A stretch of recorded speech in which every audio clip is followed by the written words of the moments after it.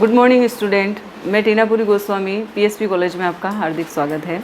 आज का हमारा टॉपिक है हिंदी साहित्य का सामान्य परिचय, जिसमें पहले हमने पढ़ा कि हिंदी साहित्य को कितने कालखंडों में विभाजित किया गया है। तो हिंदी साहित्य को 4 भागों में विभाजित किया गया था, जिसमें आदिकाल, भक्तिकाल, रीतिकाल और आधुनिक काल, जो 4 काल बताए थे। उसमें हमने चर्चा की थी कि आदिकालीन के बाद जो है वह हमारा मुख्य जो है वह भक्तिकाल, जिसको स्वर्णकाल भी कहा गया है और जिसको भक्ति भावना की प्रधानता के कारण इसे भक्ति काल कहा गया है।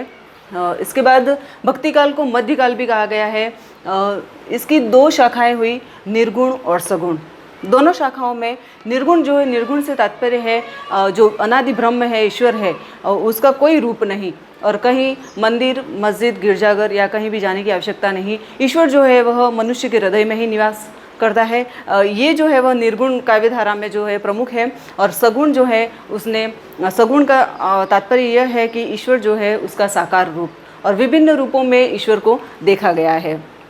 निर्गुण जो है उसकी फिर 2 शाखाएं हुई, ज्ञानाश्रयी और प्रेमाश्रयी। ज्ञानाश्रयी जो थे उसमें संत काव्य हुए, जिन्होंने अपनी संत वाणी के द्वारा लोगों को भक्तिभाव से प्रेरित किया। और उसके बाद जो प्रेमाश्रयी, जो प्रेम पर जिन्होंने सबसे ज़्यादा बल दिया कि मानवता और प्राणी मात्र पर दया रखना।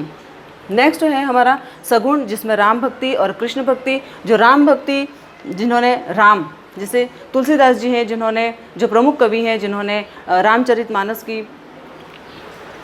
रामचरितमानस जो है नामक काव्य की रचना की। और कृष्ण भक्ति में प्रमुख जो है वो सूरदास, मीरा आदि हैं, जिन्होंने कृष्ण के वात्सल्य, बालपन आदि रूपों का विभिन्न रूपों में वर्णन किया। निर्गुण काव्यधारा, जिसमें हमने उस अनादि ब्रह्म की पूजा अर्चना के स्थान पर नामस्मरण और सच्ची भावना पर सबसे ज़्यादा बल दिया है।